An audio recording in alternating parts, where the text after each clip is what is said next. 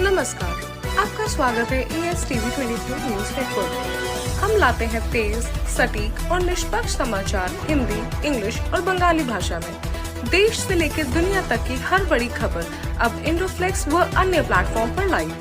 लखीमपुर खीरी के थाना पढ़ुआ पुलिस को बड़ी सफलता मिली है। पुलिस ने पढ़ुआ और निघासन क्षेत्र में हुई कई चोरी की घटनाओं का खुलासा करते हुए 3 आरोपियों को गिरफ्तार किया है। गिरफ्तार आरोपियों में गामा उर्फ सूफियान, आकाश और गुलजार शामिल हैं।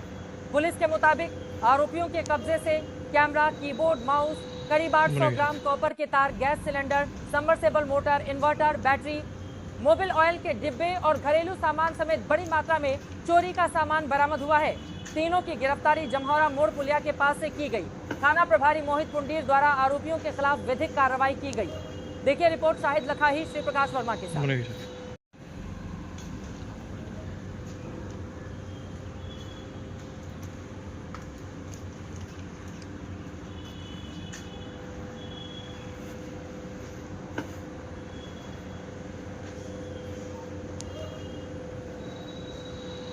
बनेगी सर।